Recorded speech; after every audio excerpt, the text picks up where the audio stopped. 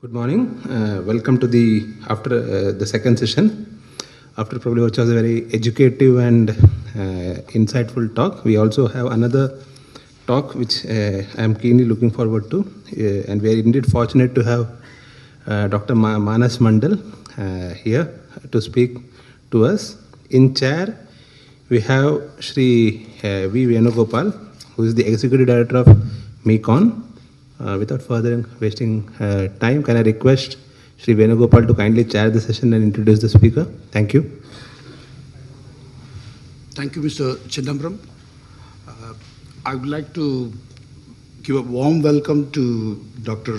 Manas on behalf of the participants and the organizers.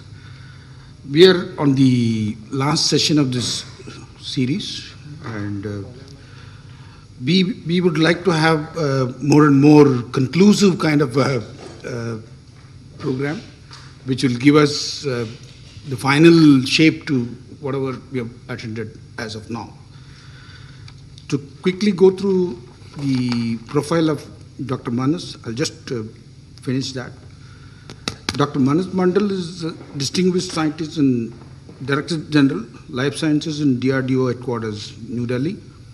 Prior to this, he was Chief Controller, R&D, Life Sciences, DRDO from March 2013 to 2013 September. He also was the Director of Defense Institute of Psychological Research, DIPR, Delhi, for about 9 years. And Dr. Mandal obtained his postgraduate and doctorate degree from Calcutta University in 1979 and 1984, and joined Banaras Hindu University as a lecturer in 1983, and he has completed his postdoctoral research program at Delaware University, Fulbright Fellow, USA, in 1986 to 87, and at Waterloo University, Shastri Fellow, National Sciences and Engineering Research Council Fellow, Canada, in 1993 to 94. Dr. Mandal was a professor of psychology at the Department of Humanities and Social Sciences, IIT Kharagpur, prior to joining DRDO. He was also a visiting professor at Kyushu University, Japan, 1997 and 2010 to 2011. During 2003, he was a Fulbright visiting lecturer, Harvard University, USA. He received various research fellowships and scientific awards at national and international levels, such as International Scientific Exchange Award, Canada, Fulbright Fellowship, USA, Shastri Fellowship, Canada, Seymour Ketty Grant, US. I think you have pronounced these things correctly. Career Award, India, Young Scientist Award, India, DRDO Spin-off Technology Award, National Association of Medical Sciences Awards, etc. In 2005, Dr. Mandal and his team was given away Agni Award for Excellence in Self-Reliance for the contribution towards development of computerized pilot selection system for his overall contribution to psychology. He was elected as Fellow of National Association of Psychology in India in 2012 for his contribution to military psychology.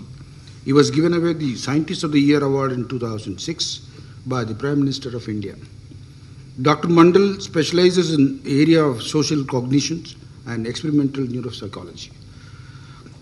He has, to his credit, 11 books, out of which 11 books and 105 research papers, out of which 82 are international and 23 are national, published in peer-reviewed journals. These researches are cited in more than 250 international journals and books. With this introduction, I would request Dr. Manas to give us expected what lectures will be. Sir, but small request that we will be restricting our lecture to 12, and then on we'll have a question and answer session. Sure. I think I'll be able to adhere to your suggestion. The idea of, so I have to, instead of talking much of introductory issues, let me go straight away. But before that, at least I must let you know that I'm privileged to be amongst you, and the the idea of talking here is to share my experience more with you rather than trying to lecture you or give a talk. Let me tell you, we each are at our respective domain of knowledge and leaders. And so the basic idea behind talking next 45 minutes is basically to raise more questions for us so that whatever little time left for us in our life, we should be able to capitalize on that in a much more better fashion. By profession, I'm a psychologist, and there is a strange similarity what the last speaker we had in terms of the experiences and the opportunities that we got each other and the specializations that we have. Actually, I also started my career in a university system. A decade I spent on Banaras Hindu University, a decade I spent on IIT Kharagpur, then a decade I spent in R&D organization, which is DRDO. So I'll not be primarily focusing on S&T, I'll be focusing slightly more on R&D. But at the same time, I also work in the brain, and most of my books are in the area of left brain and right brain. And one such book with Daniel Goleman is on emotional intelligence as well. So I'd love to answer those questions which were asked. And but primarily these days I have been working as a administrator, but I find more time for myself, for my students who are still working with me, to work in an area which is a little peculiar, high-profile people. One of my job in last 10 years was to select officers in Indian Armed Forces. So as a director, Defense Institute of Psychological Research, all the selections of the Army, Navy, Air Force, including the Special Forces in SPG, NSG, Marcos, Para, Garud, were generally conducted with technical competencies given to the scientist and training to the armed forces was one of the primary duties that I used to adhere. So that's a part. My job was to select leaders, and I would like to submit that I am not a leader by myself. As a follower, my job was to watch over who the leaders are, who can actually become, and who are the raw materials and where I can make them as a finished product. So that's the kind of job I used to do during the last 10-12 years. I'm in DRDO. But prior to that, I was in IIT, where my principal job was to design machine based on human capabilities. That is what Vijay Lakshmiji was telling, that the left and right brain. I used to go a little step ahead, like I used to say that how a machine can be humanized. Suppose you are a left-footer person and you are driving a scooter. What will happen if there is an emergency? Suppose you are a surgeon, a left-hander surgeon, and there is no scissor available in this world which is meant for left-hander. How do you do that? So my principal research in that particular area was to tell how can I humanize a machine. If you have a rifle, and we call it as ambidextrous. In the morning I was talking to Mr. Daniel. There is nothing called ambidextrous. You take a rifle, shoot it with the left hand, this paint cartridge will definitely come to your face. So how do I develop that? So that was the area where I used to do work in IIT Kharagpur. And before that 10 years, my principal job was to understand the two sides of the brain and can I really profile a man. Whosoever comes to me, how do I understand him? So what I will be talking here today, the topic given to me was the mind of a leader. In fact, the mind of a leader is a difficult subject to follow, but I will tell you that why this concept is so important, though I will be talking slightly away from it. But let me tell you, mind of a leader is something where we require understanding about the person a little in depth. What really happens, you have heard about leaders who can lead the change. What I am going to talk to you, the changed way of leading. I am not much interested because you have heard about the leader's personality, what kind of leader you are going to have, who can be a better leader. I am going to talk about the changed way of leading. The changed way of leading has got a little to do with the lead to change.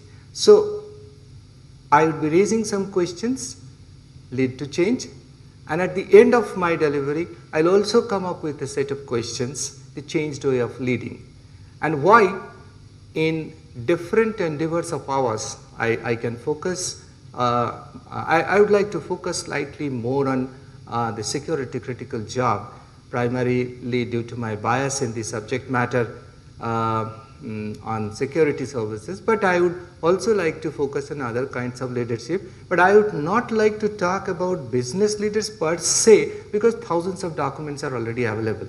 So the last speaker also talked about several models, several documents are available. Why I should try to repeat what is there in the book? So whatever I will be telling is not there in the book. So you can say that I have considered several books while I developed this delivery. It's only 12 slides, but each of these is written in my way, in a slightly, you may call it as a poetic way. The reason being that several theoretical perspectives, the changed way of leading, which is a non-traditional form of leading, which is not a traditional form of leading. And under such condition, why a person who fails is a better leader? Why a soldier who dies within 1 year of his service, inducted into the armed forces, should be called as a better leader than somebody who could survive or who could escape because of his intelligence and ultimately become a leader? Why a person bottom in the line can still be called a leader, and why the person who are not into limelight at all can also be perceived as a leader? It's the job of the followers, and why followers should continuously evaluate the success and failures of a leader.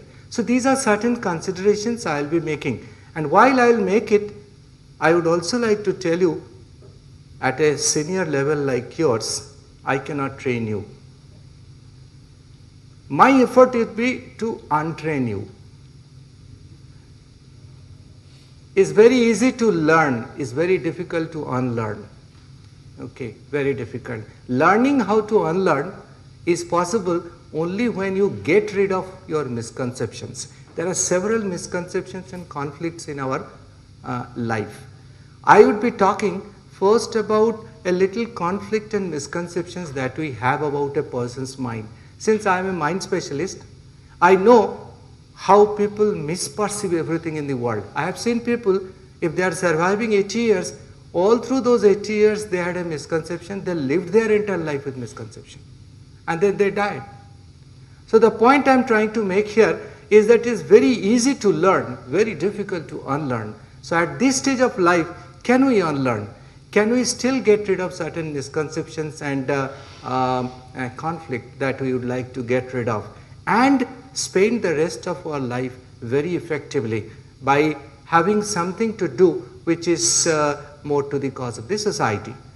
Now, before I go to my second slide with misconceptions, the conflicts that we all have as leaders, because as I said, each one of us are leader. The conflicts that we have, everybody was asking question in the first session. One such question, what madam was asking about, the conflict of loyalty and morality. If I am loyal, I cannot afford to be moral. If I am moral, I cannot afford to be loyal. In every organization, this conflict comes. In armed forces, we have a very difficult situation, whether we should give priority to loyalty or we should give priority to morality. In R&D and S&T organizations, the priority of purpose and passion. What madam has said is all about priority of passion over purpose. In R&D organization, we all have a priority of purpose over passion. In certain organizations, in business organizations, it is the identity or integrity which comes first. Is it the identity I am interested in, or it is the integrity with the organization that I am interested in? Am I interested in brand, or I am interested in pride? What is that I am interested in? Am I interested in mind, or I am interested in mindset? Because mindset gives you quick decisions. Mind doesn't give you any decision actually. Mind actually confuses you. Mind, if you exercise your mind, you will actually be more confused. But if you use mindset, you will get quick set of answers. Are you interested in having quick set of answers? Or are you interested in getting your mind having a turbulence and out of which getting something to churn out? It may never come out. What is that you are interested in? Are you interested in life or you are interested in career? Knowing fully that career is part of life, life is not fully within the career. Are you interested in root or you are interested in wings? Most of us are interested in wings, knowing fully that, well, someday we have to come back to root. So these are the basic difficulties, conflicts that we all have in our life. We all have in our life. Therefore, the question of pride versus price, the question of integrity versus identity, the question of loyalty versus morality, the question of argument versus agreement. Do you want more arguing people or do you want more agreeable people? The question of purpose and passion, the question of having life and career are all difficult questions, all difficult questions. My attempt is to help you untrain you. That is, getting rid of those conflicts. Now, if you ask me, what is that you will be doing as a psychologist? My problem is that I would not be trying to give a compromise answer. If I ask you this question, why not you ask this question at the end of this session, that as a psychologist, what is your standpoint? You would like to be a loyal person or a moral person? Most people will give a compromising answer. I do not want to engage in its discussion right now, because if I engage it, then I will be losing time. Most people would be giving a compromised answer. I will be telling that, well, I have my priority, which must be set well before the conflict arises. Like duty, family, career. What is that you are more interested in? If I ask you to develop a priority, where do you actually give most priority, maximum priority? Are you giving it more to duty, more to family, more to career? People will say that, well, it depends upon a given situation, I will be doing like that. My point is that, well, duty, family, career, if they are conflicting, let us have a priority well set before the conflict comes. Are you interested in your child to become somebody based on his interest, ability or expectations? Most child have an interest in music, ability in mathematics or physics, expectation to be a civil servant. If father or mother doesn't know that how to develop a combination of all these, everybody will say that, well, everybody thinks that, well, interest means there is ability. You take it from me, I am a psychometrician. If your child has got an interest in that subject, do not go into the misconception that he or she also has got that ability in that subject. Most often we fall into that misconception, and as a result of which we take bad decisions. That he has got interest in this, well, let us allow him to promote in that particular area because his ability is also there. Interest and ability rarely match, rarely match. Interest should always come in secondary ability, and primary ability is never known. Likewise, if I ask you a question with value, expectation and reality, that you value more your original value that the society does have, or you are interested more in social aspiration, or you are more interested to go by your reality. Ask your child, child will always go by reality. Ask your father, father will go by value. Ask yourself, you will go by social aspiration. There is always a conflict. There is a generation gap. My father, anyway you do something wrong, will say, well, you have done a mistake. He has got no other answer for that. My child, whatever I value, I say, he will say, no, no, no. Papa, pehle jeena sikho. First, you must understand how to survive.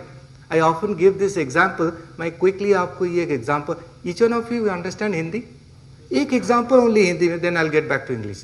The issue is that एक बच्चा class से pencil चुरा के लाता है, ठीक है? Pencil जब चुरा के लाया, his दादाजी, I mean grandfather said कि बेटा तो किसी और किसी का पेंसिल लेके आए तो चोरी हो गया. तो father, beta says, the son who has, grandson says, Dadaji, I needed that pencil in the examination, I did it and tomorrow I'll return it. How does it matter? But Dadaji said that you still did stealing. It should not have been done. Father says, बेटा तेरे को चाहिए था pencil, हमको बता दियो तो मैं ऑफिस से ला देता.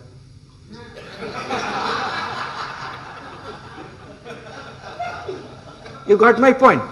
Grandfather is still going by value. Beta is going by reality. Father is going by aspiration. कोई ना जाने तो चोरी ठीक है, कोई प्रॉब्लम नहीं है, ठीक है.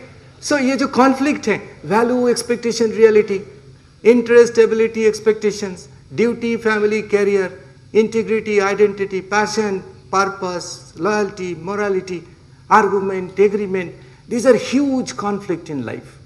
Most of us believe, why do we suffer? You know, we suffer because we believe, let the problem come, then I'll think. You do not have a predisposed mindset or training, or you do not have untrained yourself sufficiently so that under such difficult conditions you can take a decision. What really happens when difficulty comes, you start thinking. After giving lot of thought, even if you have come to a good decision, I call it as a bad decision because important time has lost in conflicting situation. You have not prioritized your life. You have not decided what you want to become.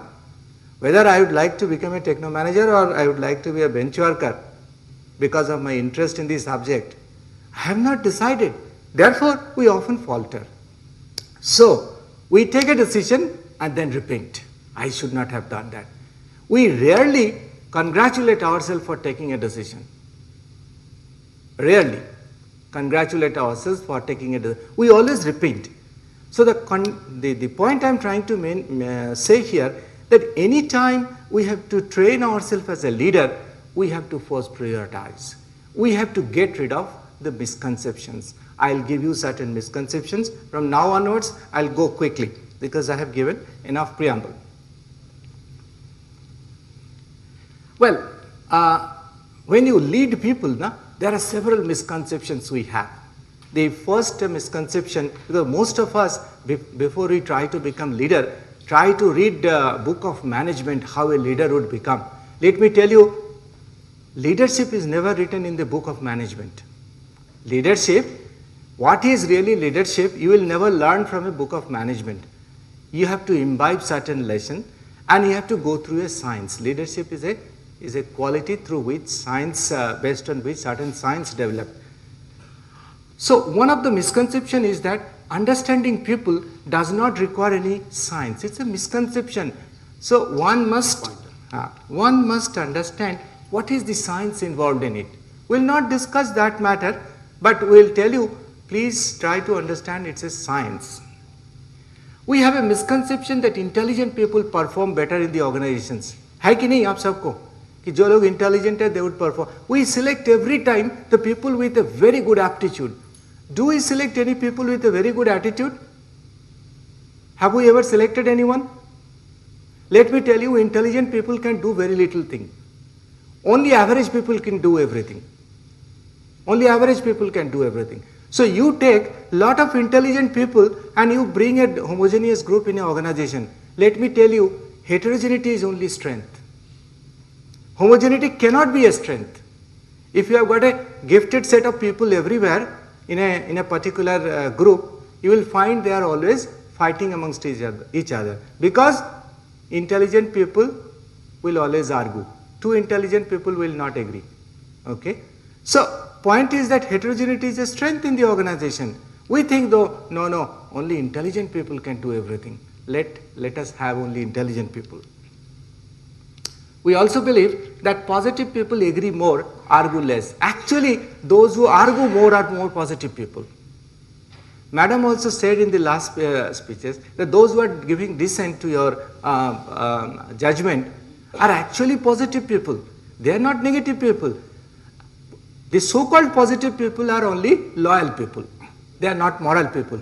And let me tell you, moral people have got very much difficulty in adjustment. Moral people find lot of difficulty in adjustment. Loyal people find very easy to adjust. What kind of people we are interested in? Moral people or loyal people? Question is for you. Only gifted people can think innovatively. This is another big misconception. Those who are gifted people, they are only innovative people. Gifted people can be inventive people, but innovative people are those people, those who think differently. Those who think differently. It's a thought process. It has got nothing to do with intelligence. So you will find that serendipity occurs primarily because some people who have the ability to think differently, they are not extraordinarily intelligent. They find some solutions out of nothing. So their thought process matters much more rather than their so-called intelligence. We also believe that leadership is all about superior skill. Somebody who has got everything, all knowledge together, they are actually best leaders. The leaders are those who would allow other skill to come up rather than exhibiting their own skill. It's a misconception that the person who would be at the leadership position, they should have everything in hand. We also believe that leadership traits are very easily identified. Actually, it's very difficult to identify. All leadership traits are hidden because the best leader in the world are always hibernating. They do not come into limelight. They always try to hibernate. They always try to remain amongst the leaders in the making. They are not trying to posit themselves as a leader. So it's a misconception that they can be very easily identified. In one of the civil services interview, I was intrigued by a thought, I will not name it. People say that, well, only leaders can identify good leaders. Some people say that, no, leadership traits should be such that everybody can identify it. Which group you belong to? Well, I will not raise question because there will be divided house and we will be losing time. Taking decision about self is easier than taking about organization. Let me tell you, good leaders, why they are good leaders? Because they understand themselves better. Not because that they understand organization better. Understanding others is very easy. Understanding self is very difficult. Or understanding others after you understand yourself is absolutely difficult. You agree with this or not? It's very difficult to understand others after you understand yourself. So most of us try to understand others. That's an easy job. But if you try to understand, have you ever questioned yourself? Because in the next slide, I'll be putting up some questions. Have you ever questioned yourself? You think that whatever standard you have set is the ideal standard. I have seen in several interviews, well, 1 hour interview had taken place, the candidate could not answer anything. But the last question, the interviewer thinks that, that is the trait which I also do have. Therefore, he should be taken. I have seen the outcome of an interview in any situation depends more on the heterogeneity of the assessor rather than the credibility of the assessed. It happens. It happens because about 9 lakh people comes to armed forces every year. Okay? We select handful of them, 450. The ratio from application to selection is close to 1:480. If you go to pilot, it is 1:100. So we have seen how all these things happen. So we tried to develop the entire armed forces selection system in such a manner that it can be treated as once in lifetime system. That is, once failed, failed forever. So our pilot selection system is a once in lifetime system. That is, once failed, failed forever. Now people can challenge me, how do you say that? I say you take 1,000 time training on that cockpit. I will allow you 1,000 hours to train yourself. They will still not be able to come up. So when somebody asks question in last session, whether capabilities are limited, genetic, or it is nurturance. My point is that the capabilities are limited, but we have the capacity to go beyond the limit limitlessly. That's the point I will be trying to make. Well, I'll explain this juggleries later on. At this moment, I would like to go for the next set of questions. Now, the next set of questions come as a leader. Now, as I said, it's very important if I am a leader that every day I question myself. Now, I have put forward certain questions for you. Do I clearly articulate my vision? Most of us believe that having a vision is I mean, there is organizational vision, or my own dream is my vision. Very few people understand the science of developing vision. The science of developing vision is a altogether different ball game. So people go for long-term vision, short-term mission. Vision and mission are two different things. How mission is to be developed, how vision is to be developed as a leader, these questions we must ask on a continuous basis. So my second question is that, does the way I lead enable me to achieve priorities, which is the mission that I have for myself? How do I achieve those priorities? My third question, is my style effective? Does it reflect who I truly am? Does it? Most of us try to become a leader even if I am not a leader. Or if I am given a position of a leadership, I try to become a leader. Does it make a discrepancy? Does it create a dissociation amongst you, within you? Do you think that the discrepancy of your natural potential and the pressure that is coming from outside is splitting you? So these questions need to be asked. And if I have to quit a position for that purpose, I have to quit it. And let me tell you what Nelson Mandela said, quitting is leading to. If I quit a position, I am actually doing a leading activity. It's a leader's activity. Only leader can quit. I do not know whether you know Lal Bahadur Shastri, when he left that job of railway ministry after that accident in Bihar. I don't think there was any precedence there before that, but he did it instantly. So quitting is leading. That made him leader. So the point is that if it doesn't match, let me leave the position, but that's leading to. Does power make me mistrusting? Because when you have got power, you have to continuously develop some kind of check and balances of what is happening everywhere. Now, when power comes, there are three motives. As I said, interest, ability, expectation, duty, family, career. There are one set of conflict called power, achievement and affiliation. We do not know we want to be powerful more. We do not know we want to achieve more. We do not know whether I would like to be affiliated more. So, if you would like to have power more, you have to sacrifice achievement and affiliation. If you want to achieve more, you have to sacrifice affiliation and power. If you want to affiliate more, you have to sacrifice your power and achievement. At least you have to prioritize. My point is that when power comes, achievement and affiliation will go away. Will you be able to tolerate that? And as a result of which, because of your frustration, do you develop some paranoia out of it? That everybody is trying to play against you?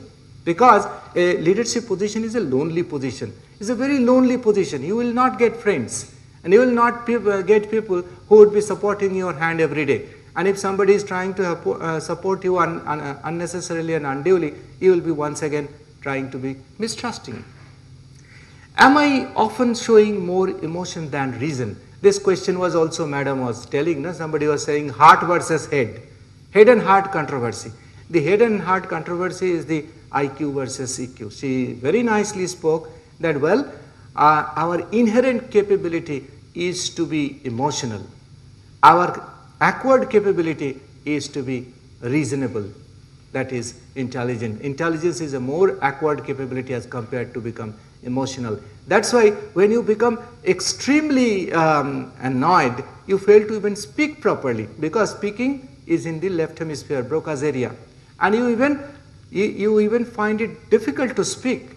So our emotional propensities, which come naturally as a subcortical responses and goes only later to the cortex at a much later point, it always tries to overpower our reason. That's why my mother and everybody's mother must be telling the same thing. बेटा अगर बहुत ज़्यादा गुस्सा हो ना, 1 से 10 तक गिन ले. क्यों 1 से 10 तक गिन ले? By that time, the impulse will transmit to neocortex, the superior cortex, where there would be more regulation. And after getting the regulation, cognition, reason, you would be able to control your emotion far better as compared to what you had earlier. So, are you governed more by emotion or you are governed more by reason? Am I failing to turn pressure into potential or do I question myself? These are certain important things. Look, I have got 15 more times to show you more slides because I would like to entertain more questions. Here onwards, I'll talk about 5 slides where 5 different non-traditional forms of leadership are there. Why I am telling all this leadership? Because this is a senior executive program. I would like to develop leadership amongst us because I am also part of you beyond our retirement, beyond 60. What is that I can also do as compared to what I have been doing all through these years? So I start with the first non-traditional kind of leadership, which is called I would call I would like to show you this slide first because then you will get a better idea. I will talk about 4 different kinds of leadership, that is servant leadership, invisible leadership, high altitude leadership, innovation leadership, military leadership. Now military leadership, I am slightly biased as I said. I would like to specially tell that why change is required in our military environment as well in the leadership, because we give training to military leadership and then leading in future warfare. So I will start with the servant leadership. So, as I said, I have tried to write these slides after reading those books in a slightly poetic manner. That is, telling in this manner what is the priority in servant leadership, what is the priority in invisible leadership, what is the priority in high stress leadership or high altitude leadership. So like if you can follow this, because I am not going to explain all this, it will consume more time. Servant first, leader later. Organization first, individual later. Persuasion first, coercion later. Work exists for person first, person exists for work later. These words are purposefully oxymoronic and not a corporate jargon. Now, Greenleaf must have come out with this leadership, but we know Gandhi, Martin Luther King, they have all come up through servant leadership. The theory has come only in 1970s. But let me tell you, I have not seen Gandhiji, I have not seen Martin Luther King. I have seen someone within 200 meters of my house who is a best example of servant leadership, Mother Teresa. In fact, I got married in her church as well. Okay. I mean, we are Hindu, but we got married in that church only for a different reason. So I have seen what is called a servant leadership. So I was very tempted to tell you that this leadership does not require a position. This leadership does not require money. This leadership does not require an environment. You can start at any time. Like a startup, you can start any time. Probably immediately after retirement, the first thing that comes to our mind that, I could have done so many things in life. I didn't do that. That repentance comes. Well, I'll also retire 6 months down the line. Okay. I knew that this thing will come to my mind. How do I challenge it? Now, one of the best way to challenge is to go by servant leadership. You serve and you will find that whatever you could not do, all your repentances are equated by certain service. So servant leadership, one is non-traditional type of leadership. I'll talk about the next leadership, which is called invisible leadership. That is power of an anonymous work. You must have seen some people, they work, but they would not like to be named. They would not like to come in front. I think since there is a strange similarity between, a complementarity between what Vijayalakshmiji told and what I am trying to tell, not that we discussed amongst each other, is the work of Nelson Mandela. He remained in jail all through. And he became a leader. How he has become a leader? Because he has that power to work for the society as an anonymous man. So I am trying to poetically write in his the book on invisible leadership, stay put all the time, consider visibility later. Accolade on deed. Who is in the lead? Letter. Lead from the back. Felt presence at the front. Letter. Stay out of performers. Micromanage. Letter. Those who are performing, allow them to perform. Don't try to manage them. Always. Lead by quitting first. Secure position. Letter. If I try to go everywhere with my kursi, is not the kind of leadership.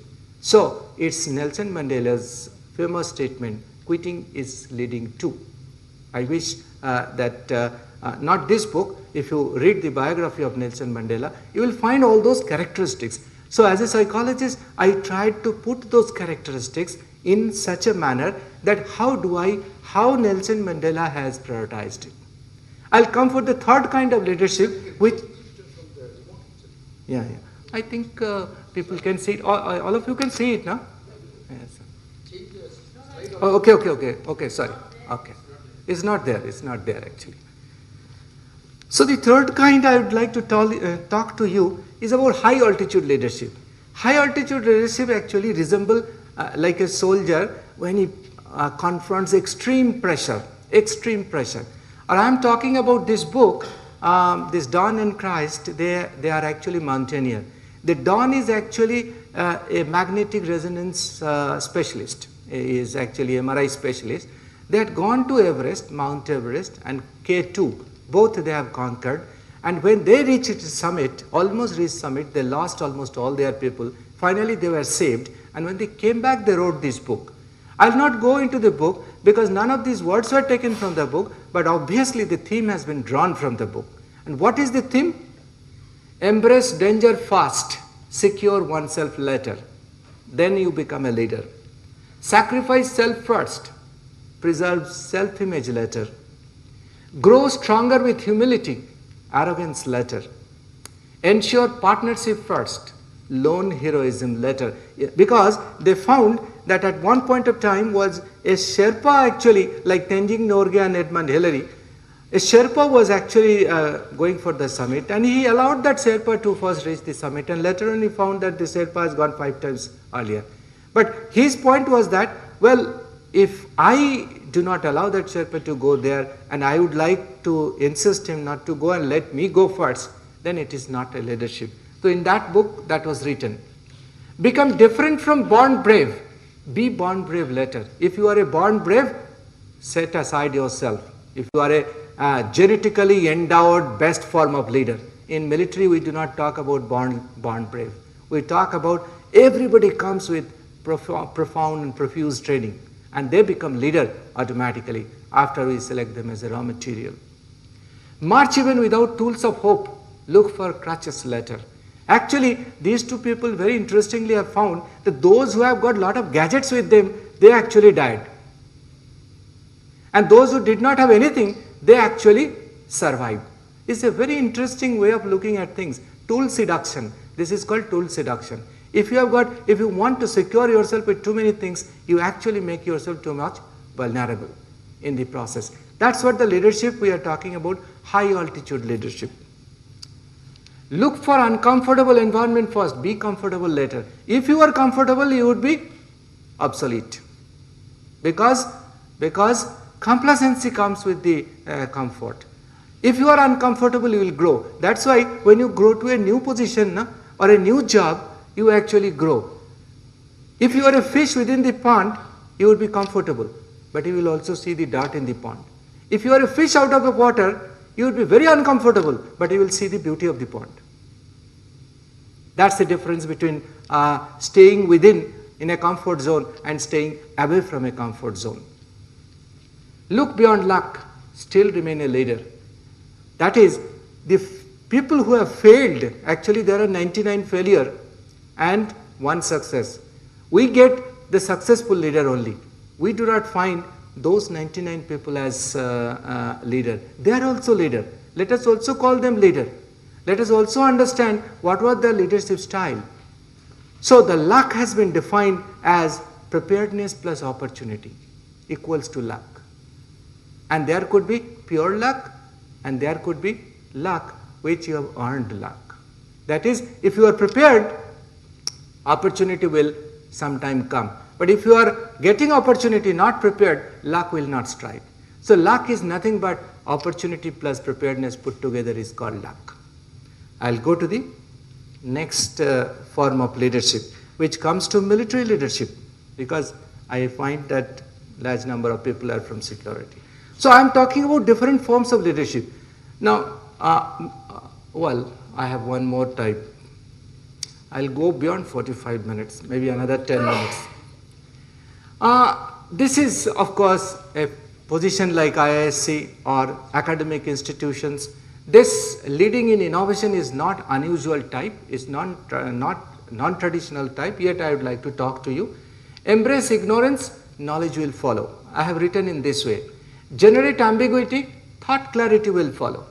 Allow diversity in thought, unique solution will follow. Develop mindset first, skill set and tool set will follow. Introduce change first, growth will follow. Bring the culture first, innovation will follow. I have not taken words from John Adair, but I cannot deny the work of John Adair where innovation start coming. Because in my about 30 people did PhD under me.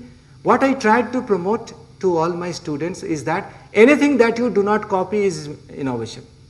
Anything that you do not copy is innovation. You do not have to be extraordinarily gifted. You do not have to have too much of capability. Anything that, it's an attitude rather than an aptitude.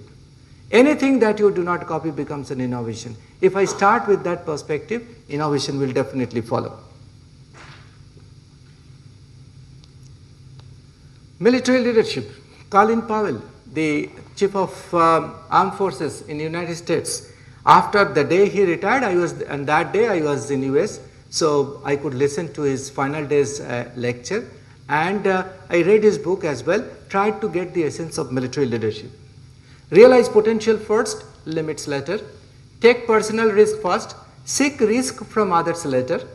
Judge first in crisis, rely on data later. He says that don't be in analysis paralysis in military paradigm. Get your gut feeling. Change attitude of others, look for aptitude later. Invite challenge, ensure predictability later.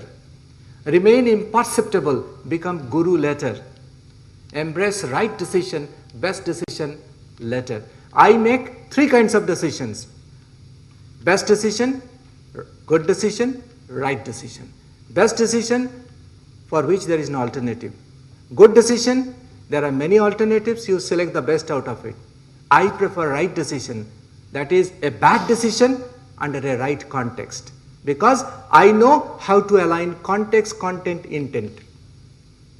The right decision is a decision which is a self-defeating decision, but I call it right because under a given circumstance that's the only decision that I should have taken. So the context matters in right decision much more. So the context and content and intent, if they can be aligned in a beautiful manner, that becomes a right decision. In military, everything is about right decision. Our military leadership, apart from what General Colin Powell has said, that apart, that goes for everybody, our military training, where do we focus? We focus mission first and always, everything else later. Personal character first, you develop your expertise later. Courage first, you manage your fears later. I have several security forces people sitting here, they may contradict me. Rule compliance first, personal safety later. In fact, in military, rule compliance bring more injury to you. If you violate the rule, it will actually save you. I hope you got my point. If you follow rule, comply rule, you will get more injury. So you have to have compliance first, safety later. Decision as an institution first, as an individual later. Any decision a military man takes up is actually an institutional decision. It is never an individual decision. That's the way we create military leader. So we have been now facing challenge in military leadership simply because of the fact that we have a different kind of warfare coming up. I call it drone, clone, and stone. Drone is the unmanned aerial vehicle unmanned other vehicles. We call it drone warfare. We call it clone warfare, which is information warfare. That is, when information come in certain malicious formation, that is the kind of information through cyber attacks. We call it clone, and we call it stone. Stone is nothing but stone warfare, which is asymmetrical warfare. In my latest book on published by Sage on terrorism, in last but one book, and the last book on suicide terrorism, both published by Sage, I have mentioned about these three kinds of asymmetrical warfare, which is drone, stone, and clone type. So the point is that in armed forces, we are facing a severe challenge. Can I get the entire civilian out of the perspective of military domain? Is it possible to fight a robo? Is it possible to fight civilians the way terrorism is taking place in our country? So we think a changed form of leader. The changed form of leadership are, I'll not go into great detail, and like Vikram Sarabhai, like or Satish Dhawan, all these great people. In armed forces also, we have a civilian who was great, and I'm sure you can recognize this face. Do you recognize this face? Dr. Abdul Kalam. So he was actually flying a Sukhoi actually at that point of time. So we derived a lot of inspiration from him, and he has been our mentor all through. Now, I never worked with him because I came to DRDO much later, but I also drew inspiration from him. So the changed way of leading in warfare is coming from change-centric to net-centric, authoritarian to egalitarian leadership, execution skill to demand-driven negotiation, combat skill to social engineering, predictable outcome to uncertainty management, conventional soldiering to global peacekeeping, outright success to strategic win, and current conflict to deep fusion.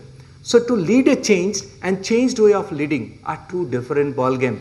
What I am trying to emphasize here is the changed way of leading. That has become more important for us rather than simply to lead a change. I have got just 2 more slides. Quickly I'll finish it, then I'll entertain any question.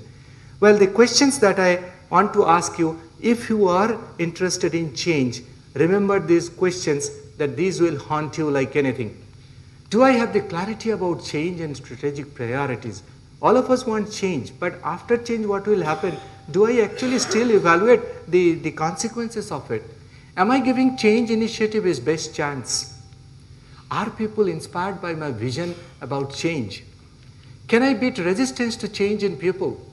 Is it possible to make change lovable? Can I bring change at this stage of my career? Is it possible? Am I still ready for change? Let us ask this question. Let us not only think about change. Change in any case will come. If you do not change, you will extinct. Okay. Change in any case will come. The point is that how do I align myself with the change? Should I be the ambassador for change or allow someone else to come up? So I should be the leader or should I remain amongst the leaders in the making? That choice you have to take. Whether you would like to lead the change or you would like to bring change for tomorrow's leadership. So my suggestion is that let us lead a change led by tomorrow, and my personal philosophy is the last slide, is it's a reward, it's a challenge, and it's a privilege to be a contributing member of a team. The sincerest follower of this team is a leader. That's what all through my life, whatever little life I had, whatever little expertise I have, whatever little I have done, I tried to follow a particular leadership. I never tried to follow any other form of leadership up till this point of time. I believed that in a group, in a team makes an individual. Individuals do not make a team. Thank you so much.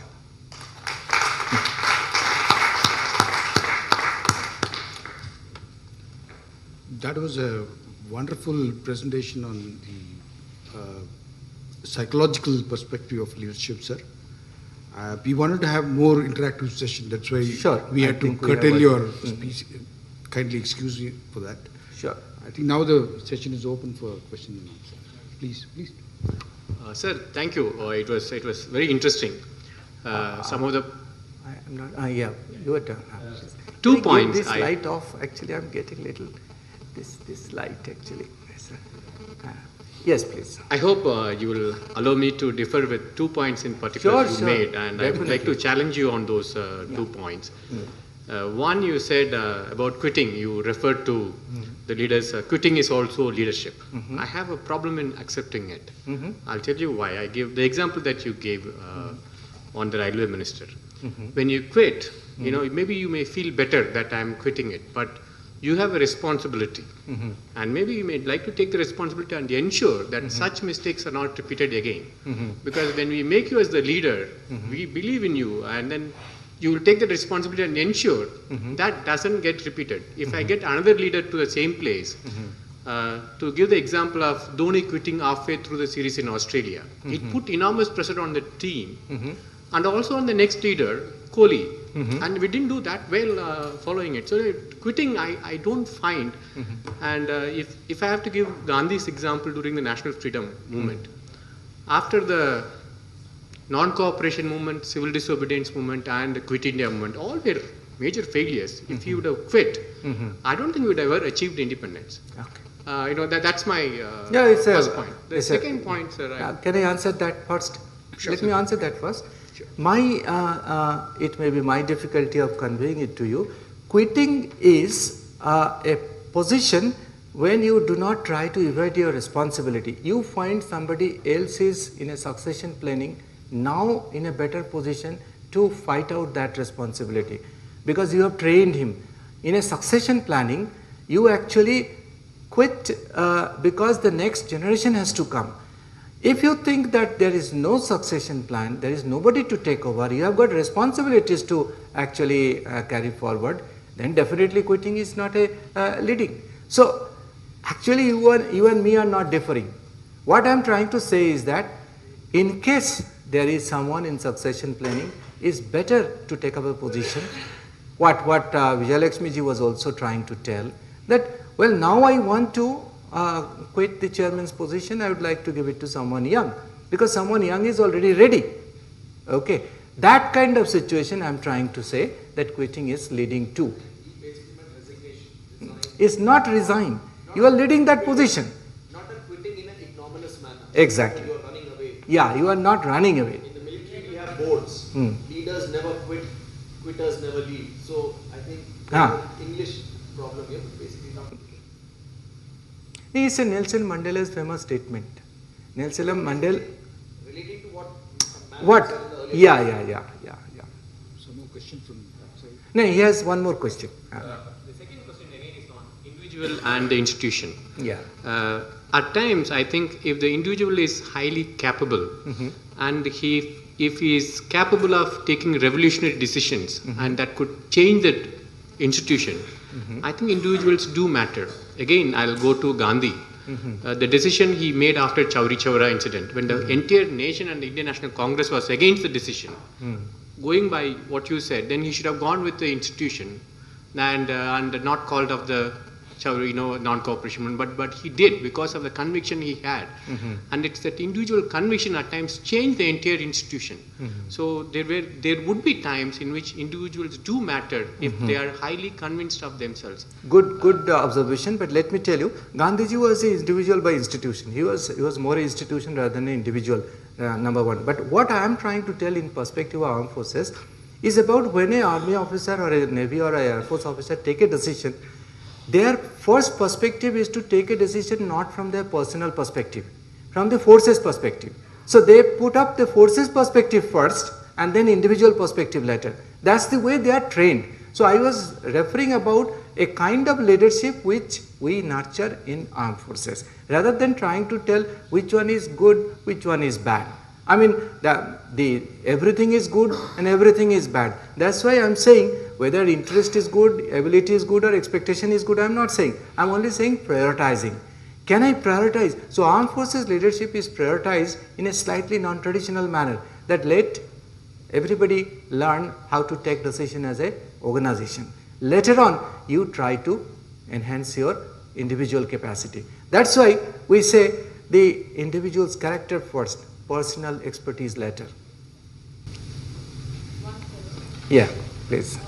Isn't it true that any leader has a mix of all the types of leaderships that you're talking of and cannot be boxed up into any one type of leader? So while some of them show a trait of, say, military leadership, but they might have innovative leadership also, or a high altitude leadership also. So a complete leader would be displaying all the traits, or have you seen through your analysis and experience that they usually fall into these categories only? Once again, a good observation. In fact, in my little life, I have seen when in an academic organization like university, the leaders have altogether certain different propensities. In R&D organizations, when in IIT, I was more into the, business people and R&D people. There are different qualities. In military, there are different qualities. The point is that for leadership, there are certain generic qualities, and there are certain forms of leadership which is away from business straight away. They are also equally useful to our personal life. If we also try to promote them, many of us who would like to be a leader would be able to satisfy their way of grooming themselves. That's the reason I talked about. Yeah, please.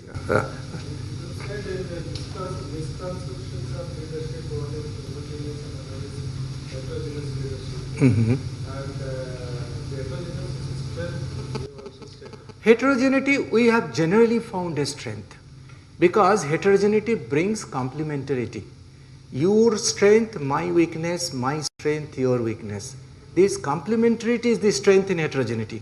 Not that heterogeneity means that, well, all kinds of people, but nobody has got a complementary capability. When we talk about in an organization, if you are working in an organization, you will find that some of the people, they are very good in their secondary capability. That is, in your group, in your unit, you have found that somebody can sing so well. Okay, his primary job is an infantry soldier, but he can sing very well. My point is that he may be an ordinary soldier, but his singing capability will bring complementarity in the overall cohesion of the unit. That's the heterogeneity I'm talking about. The shortage of time does not allow me to explain everything what I want to say.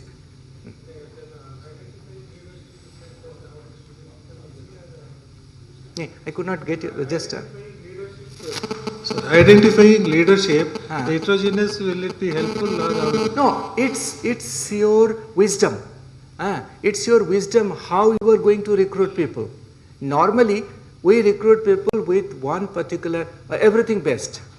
Do we ever see, we all try to recruit people based on presence of positive traits. Do we ever recruit people based on absence of negative traits? Do we do that? We do not do that. Suppose I find a person who doesn't have any negative trait, but very little positive trait. Can I take that? So, can I give attitude a preponderance over the aptitude? If I am working in a manufacturing unit and somebody has to do quality assurance QA/QC job, I would like a person who has got better attitude than aptitude. But if somebody is doing more design job, I would like a person with more aptitude rather than, even if he has got lesser of attitude. I am talking about striking a compatibility, a complementarity within the organization by selecting a host of people who can actually fulfill each other's requirement. That's the kind of organization I'm talking about. Yes, please. Yeah. Yeah. Has spoken about that you have vast experience. No, not vast, just 10 years. What I wanted to know is some of the intricacies which are different from what you look for into a military leader.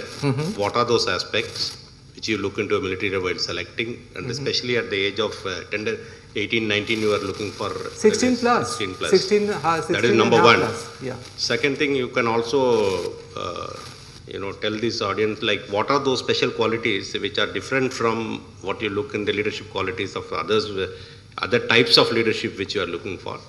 And thirdly is this leadership. Can I answer first, because मैं भूल जाऊंगा.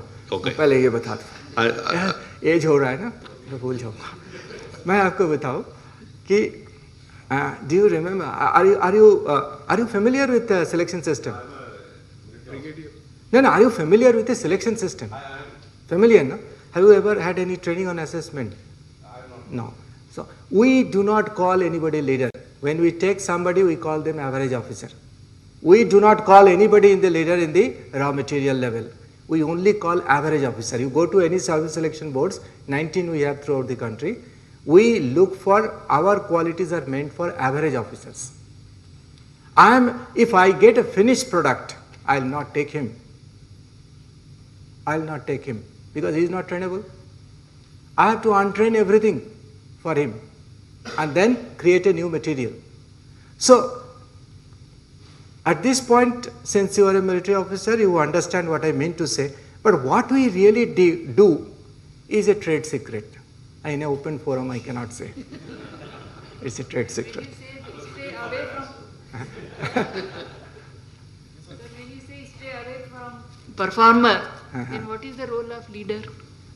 Means micromanagement later, stay away from performer. No, that's one model. Yes, I think sir. which model we are talking about? Invisible, it was invisible leadership. leader. Yeah. Invisible leadership, when you allow leaders in the making to work. Don't micromanage, because if people are doing, most people who try to become a leader, after getting some performance, they try to take credit for themselves. What you also mentioned in that's the gap between a leader and follower. We do not leader and follower relationship. We want a relationship between leader in hibernation, which is called bottom-driven leadership, and leaders in the making. I consider everybody as a leader in your organization. Everybody is a leader. Why not? You tell me any one of here, if you are asked to deliver a lecture, you will also do the same thing. So in which way we are inferior to each other? Just because of the fact that I am standing and giving a lecture means I am a better leader? No. That's the position I am trying to make. You consider the strength in each people. So you do not micromanage someone simply because to give your felt presence. So always lead from the back. Help others to realize that you are actually in the front. In military, of course, the connotation is different. In military, we need to be at the front. But that's a physical front I'm talking about. I'm not talking about a psychological front. So if you have seen in the evening, the birds, they fly in a V formation. You have seen, no? And why do they fly in V formation? Because if they fly in that V formation, they use less energy to fly. They can actually fly a much higher distance by flying in a particular formation, which is called V formation. And at the end of that V formation, the leader is there. The bird is at the end of it. The person, the bird which is making that formation is not the leader, because the leader's job is that in that formation, if any parts falls back, his job is to take it forward and align him with the formation. That's the example I can offer it to you. You look at the literature why the V formation is made and why the bird who is the leader is at the back of it. Allow everybody to learn that, well, let me go forward. If there is a problem, my leader is there, who will come in front. Yes. In military type of leadership, yes, said that compliance to rules is going to cause more injury than non-compliance to rules. Less injury. I have a punishment, say, less. But in case of military, the synonym of military is discipline. And discipline is compliance to rules. If you don't comply to the rules, it is going to be anarchy as far as the military is concerned. But only in certain situations, in a warlike situation, or a situation in the front you are battling, so maybe a non-compliance is going to save your life or cause less injury to you. But it cannot be generalized. No. That's why I'm saying only in military leadership. Not military. Even in military, even a certain situation only where you don't comply to it. Suppose the sergeant says that you cover this area, you secure this area where the terrorists are pulled up. But then he finds that they are there. Then he trespasses into that territory, and if he has been here, he is going to lose his life. If he has gone, he has saved his life and maybe saved the nation also. But only in that case, if you generalize, saying that non-compliance is going to cause you are going to save your life or less injuries, then it's going to lead to anarchy. What you are trying to say, that what I am trying to say is a general rule that even if it causes more injury, you have to follow rule. Now rule, the SOP for such kind of compliance is altogether different, and the SOP for general activity plan is different. Lack of fear is not courage. In military we say, no? Lack of fear is not courage. You cannot just sacrifice yourself for becoming a leader. What I am trying to say, the SOP for the standard operating procedure suggests that we have to comply certain rules. But suppose you are going for a search and comb operation. In that operation, this rule does not apply. So there are exceptions always. What I am trying to tell here is certain non-traditional way of looking at things in leadership.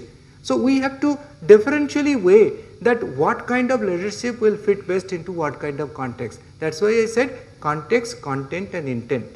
All three are best indicator. If you can align them, that comes as a decision making. And that decision making would be much better than best or good. It has to be a right decision. When your context, content and intent come together, that becomes a right decision. That is not equated generally with best decision or good decision. You mentioned in the beginning that morality and loyalty cannot coexist. They are mutually exclusive. If you are moral, you cannot be loyal, and if you are loyal, you cannot be moral. I somehow don't agree with that. So I think they are both mutually inclusive, and one can be moral and loyal at the same time. Okay, you mean to say I am loyal to organization, moral to self? No, I can be, you mean to say moral to yourself and loyal to the organization? I am talking about a prioritization. Yes, sir. If a conflict comes that where loyalty and morality both are at stake, then what you do? Suppose the example what I'll once again go back to madam because I was listening to that. You have an employee. He has cancer. I had this experience actually. And he says that, sir, chutti chahiye. And you know that if he takes leave, then company will suffer. Okay? What is that he will do? And you know that he has got cancer. What is that you will do? You have to give him leave for his... At the cost of company. But the company has to have wide shoulders to be able to take on that responsibility. That's a compromising answer. I'm asking a theoretical.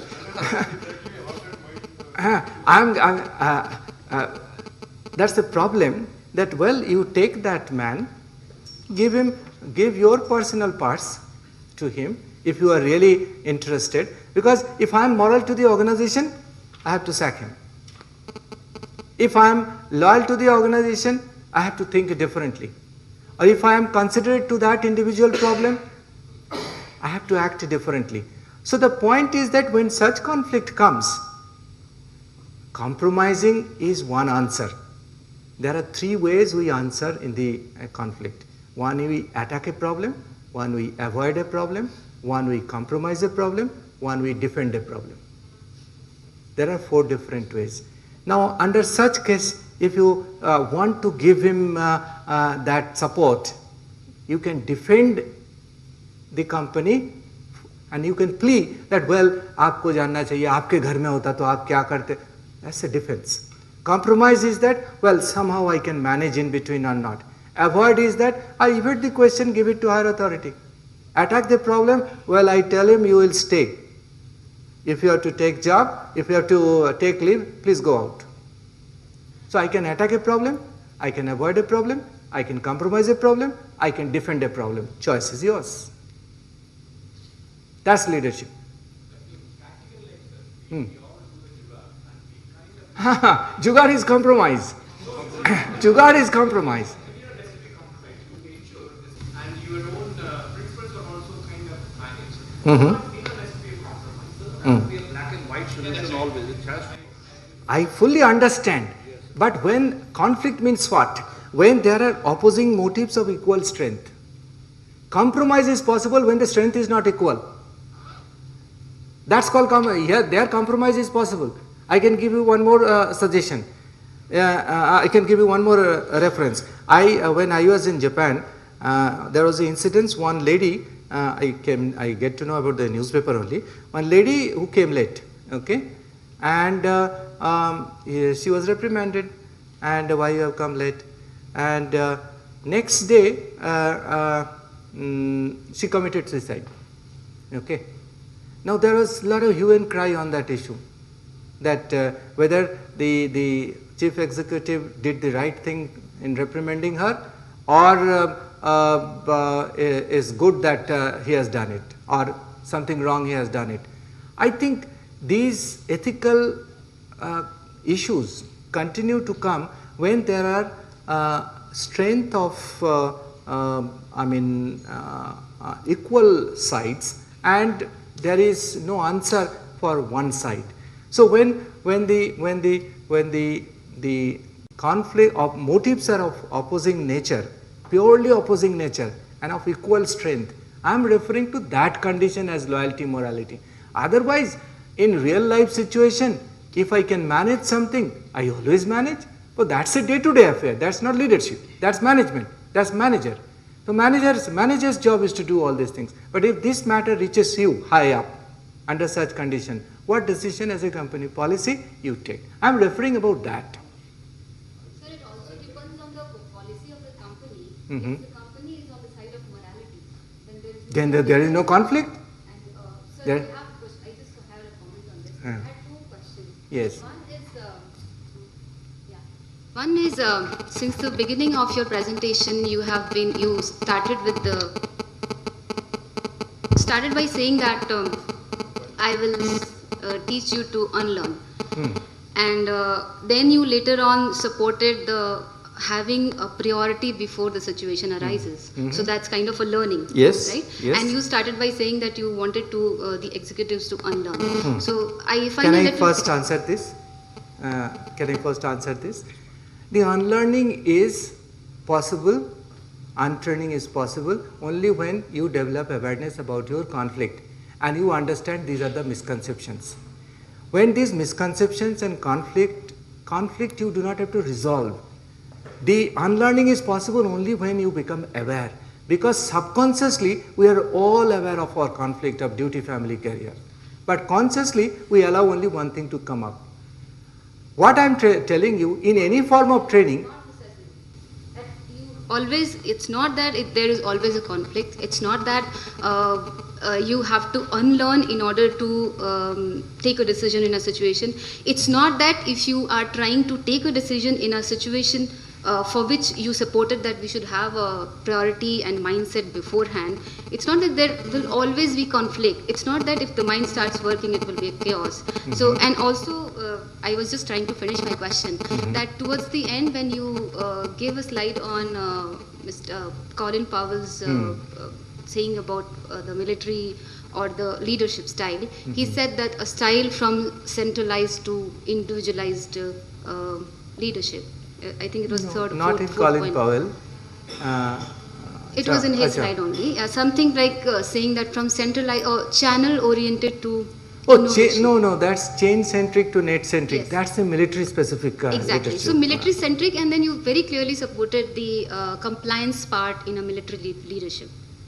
No. Change centric to net centric leadership means military is a hierarchical organization. Yeah. It's a purely vertical organization. Yes.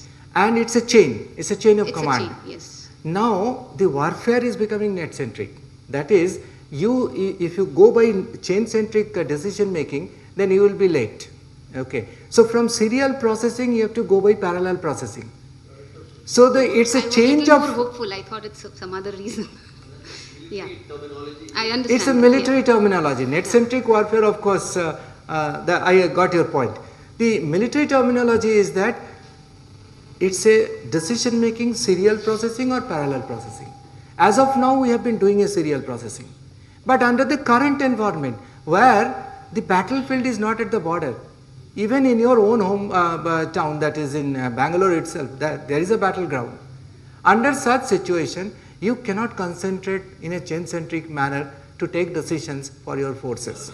Okay, you have got hundreds of units all over the country. Here, we have to follow a net-centric process. So to lead a change and changed way of leading, that is to lead a change We need a different form of leading, but the changed way of leading because of the pressure that is emanating from the context. So what I was trying to tell in the last slide, what are the different forms of changed way of leading? From authoritarian to egalitarian, or from combat skill to social engineering. A soldier doesn't know what is social engineering, how to stop rumor, how to do propaganda engineering, how to get information. You know, information is a random event, but when information comes in certain formation, one has to understand what is that formation. A military doesn't know. So from a combat skill, the changed way of leading would be social engineering. They must also learn social engineering. That's the change I was trying to tell, because the topic of my delivery was to lead to change to changed way of leading. The changed way of leading is emanating because of the non-traditional environment that we are getting on a day-to-day affair. That's what I was trying to mention. Calamities you're going into and the Actually, yes. if I look, each slide will take 2 hours to discuss.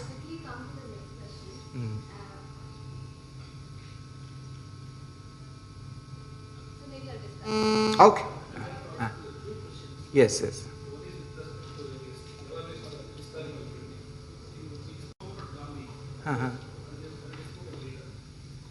By himself, but certain actions of him have been also criticized. Yeah. Maybe in many. But Yes. one such thing I want to go and know your thing in the trait of leadership. See, I think one time before independence there was an election to the Congress movement, and he put some person as, I think if I remember correct, maybe Patabi Sitaramaya for the presidentship. Okay, names doesn't matter. But somebody else contested against, and in fact then the other person won against the person whom he fielded. Then he protested and he didn't like it, and of course I don't know the details, but this is what I read in the history. Then ultimately he was forcing the organization to change the leadership, the presidentship to be given to the person whom he liked.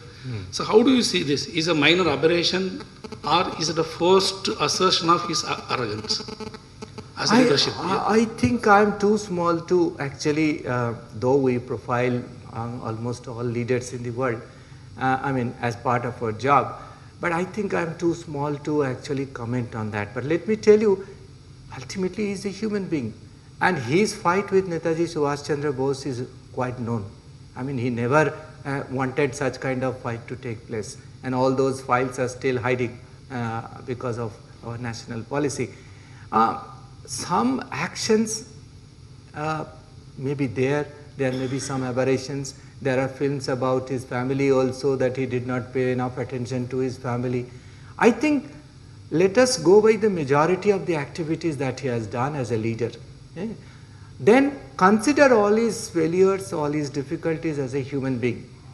He was a human being. You will go by the same statement by Abraham Lincoln. I mean, a lot of people say that, you see, God is at my side. Lincoln used to say, let us be at God's side. You got my point now? Let us not try to justify what I am doing, that God is my side. Let us try to understand that I am doing something which God wants to do. Okay. So the passivity, I call it passivity. Okay. This passivity in human decision making is altogether a different ballgame, and the element of the human element must be understood. Let us not theoretically understand somebody as a great leader. Nobody is theoretically that great. Even Nelson Mandela's, there are a lot of stories. Even his wife was also caught by police for stealing this, that. I mean, now people may say a lot of things about it. Isn't that? Yeah. We have seen many leaders, like Mandela, Gandhi, many people. And in fact, we see that they didn't have any formal training. Yeah. And they emerged on their own. There are known leaders and unknown leaders. But if you discuss about a formal, or to the extent a formal training methodology to make the leaders know, broadly we can divide into two categories. One is for the organization which function in a structured way or which have a structured targets to reach, like we can say corporate, something like that. Probably they can have a formal methodology, formal manual for sort of to making leaders. But certain kind of the second kind of institutions where such that methodology cannot be very formal or a manual cannot be put for use. Just I would like to have your comment on this. Doing things right and doing right things. Doing things right is formal training, and doing right things is a leader who emerges on his own. But right things, doing right things alone may not be the let me tell you, if there are 10 methods to do a job, the best way to do job is one kind of leading. The other method is that you know only one way to do a job, and that's the best method. But how do you inculcate that in that? But my question is pertaining to the training part. For formal corporate system, probably there can be a scheme whereby leaders can emerge. You can inculcate it with a lot of management training. My position, the fundamental position is that we try to inculcate it through a lot of horizontality, like in this senior executive program, right from film critic to defense person, you are getting training from everybody, with the hope that our vertical thought process will dissipate in a horizontal manner. My point is that you can do the other way around. Whatever speciality you have, you first develop how to undo your misconceptions and conflict, and therefrom you get one more beginning. This is the difference between error and bias. Error is irreversible. The error is reversible bias, and bias is irreversible error. If you do not take training, you will make error, but that's a reversible bias. If you do take training, you would learn how to get rid of your bias. You will still make mistakes. That would be error. So error is reversible bias. Bias is irreversible error.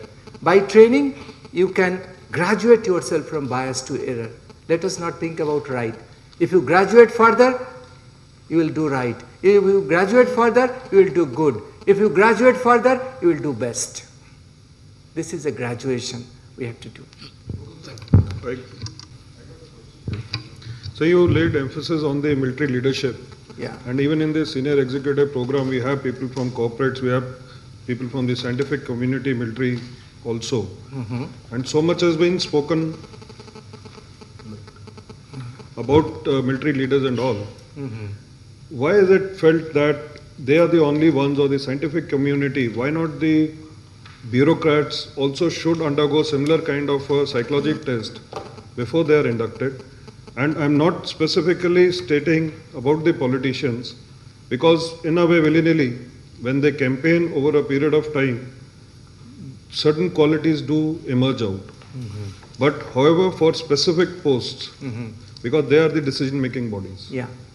So why it is not mandatory for the bureaucrats or certain sect of politicians or the cabinet to undergo these similar psychological tests?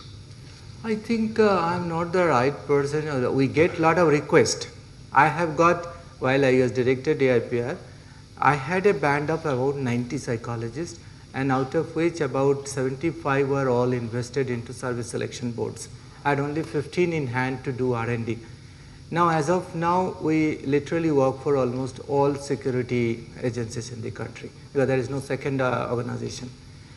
Our hands are full until and unless government and private partnership comes in such kind of endeavor. I don't think bureaucracy and innovation, they are two sides of a different coin, not the same coin. And bureaucracy and innovation, if they have to come together, they have to come together with the element of willingness.